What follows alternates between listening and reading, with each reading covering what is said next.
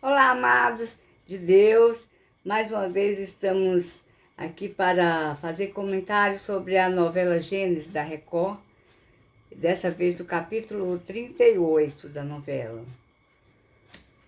Abraão, ele cria coragem, ele é rapaz, né? E vai falar com Sarai, que supostamente a filha de Lamasse com a Iafa, né, que é a serva de Amate. E ele a pede em casamento.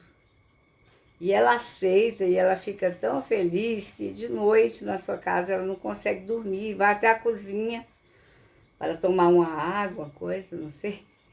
E lá ela consegue ouvir os pais conversando, os pais adotivos, que ela pensa que são pais dela, a princípio, né?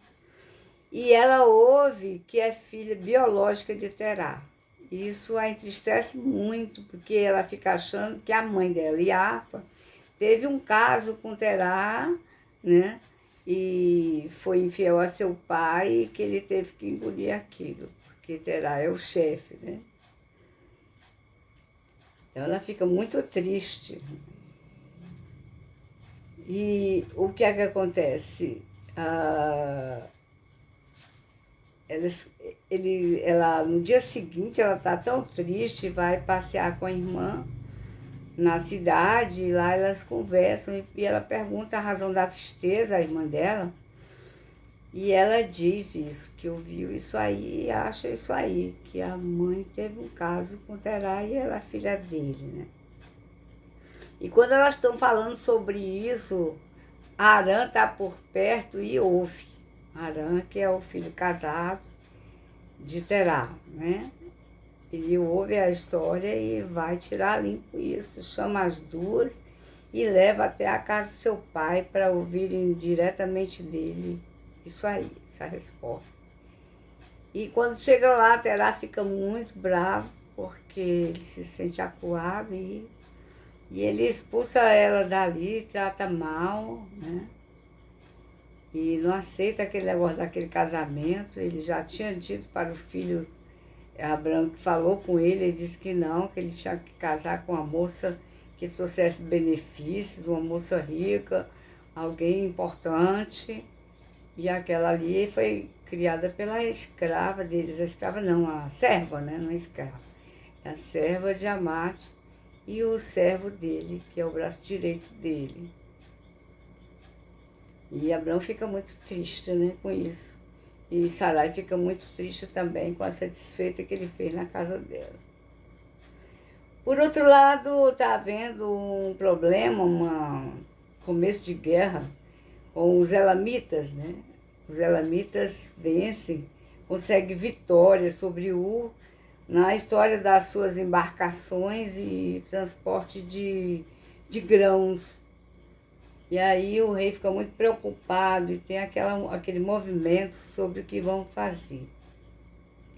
E quem está no meio dessa liderança, que está conseguindo esse feito aí contra o Ur, não é nada mais nem nada menos do que o antigo ex-sumo sacerdote que teve que ser expulso de lá, de nome Morabe, que era o inimigo número 1 de Terá. E ele diz que vai se vingar do alto escalão de Ur, que é Terá, que é o rei e que é o sumo sacerdote antigo, velho, que agora o ajudador do rei, né? E também o novo sumo sacerdote que ficou no lugar dele. Ele vai se vingar, é isso que ele promete, né? Por outro lado, Arã, ele conversa com a esposa a respeito da relação deles, né?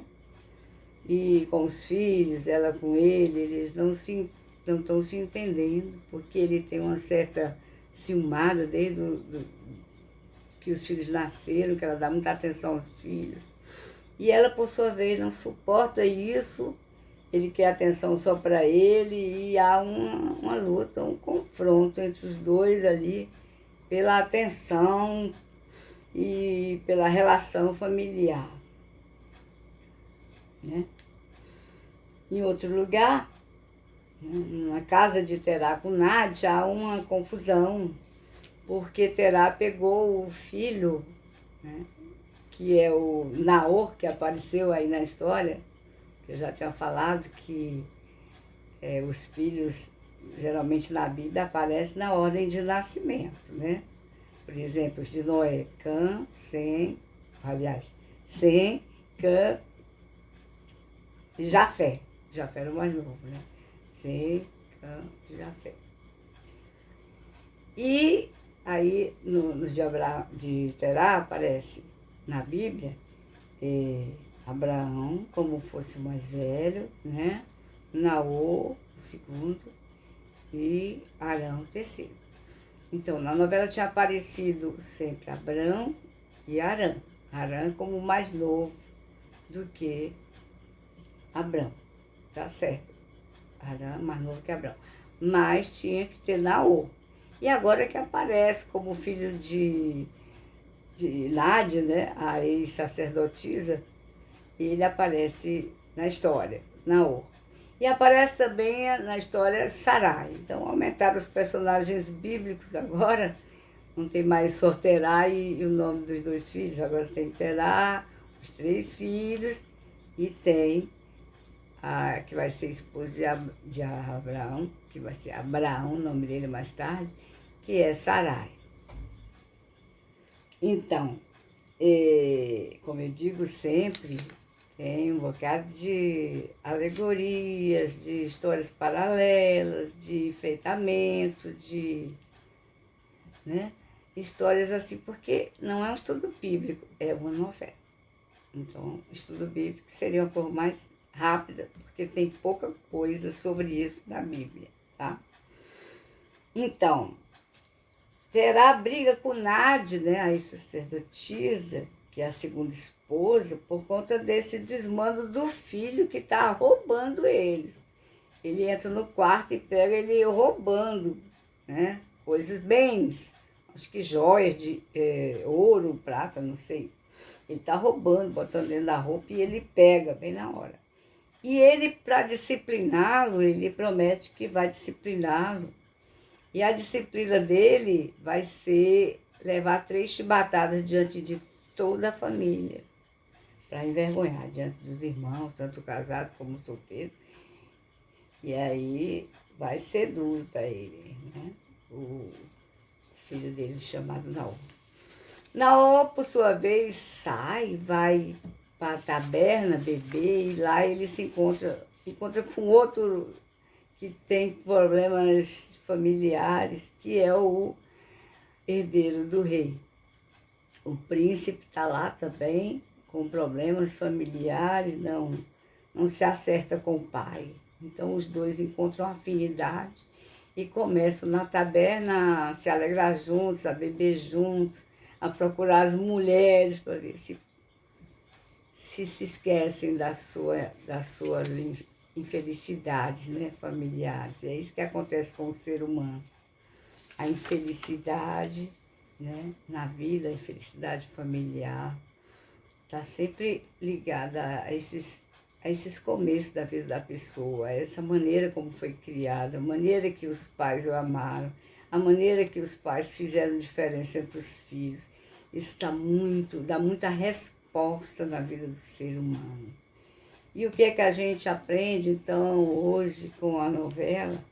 O que tem de, vamos dizer, que deixa um sinal para a gente, pelo menos, se segurar e ir atrás da verdade, da palavra bíblica, do que pode ser feito. Eu procurei um texto aqui, está lá em Deuteronômio 6, do capítulo 4 ao 9, né? Mostrando que a adoração a Deus, né, deve ser uma constante no nosso coração e nos nossos filhos. Não é só uma coisa para o domingo, para ir na missa, para ir no culto. Não é só uma coisa separada da vida, é uma coisa diária. A gente precisa adorar a Deus. O que é adorar? É você ter contato com Ele, é você ter conexão com Deus, é você estar com Ele presente na sua vida. Você ouvindo os seus ensinamentos, você procurando andar nos seus caminhos. E isso a gente precisa ensinar para os filhos. Se você não ensinar para os seus filhos, eles não têm com quem aprender. Eles não têm onde se segurar. Eu costumo dizer que a Bíblia é como se fosse aquele painel de, né? E aí vai segurando naqueles toquinhos. E aí se não tiver aqueles toquinhos, não tem como subir uma parede, uma rocha, com aqueles toquinhos, né? De escalada. Então, a Bíblia é assim, se você não conhecer, se você não ensinar a verdade para os seus filhos, como é que eles vão saber? Como é que eles vão, por onde eles vão andar, por onde eles vão se nortear? Então, o livro que eu escolhi foi Deuteronômio, capítulo 6, de 4 a 9. Diz assim: Ouve, Israel, o Senhor nosso Deus é o único Senhor. Amarás, pois, o Senhor teu Deus de todo o teu coração, e de toda a tua alma, e de todo o teu poder. E essas palavras que hoje te ordeno estarão no teu coração, e as intimarás aos teus filhos, e delas falarás assentado em tua casa, andando pelo caminho, deitando-se e levantando-te. Também as atarás por sinal na tua mão e te serão por esteiras entre os teus olhos. E as escreverás nos umbrais da tua casa e nas tuas portas. Guarda a palavra de Deus no teu coração. Ensina para os teus filhos. Busque ao Senhor. Ele é o caminho. Jesus é o caminho, a verdade e a vida. Ele é a palavra. A palavra e Jesus são um. Deus abençoe cada um.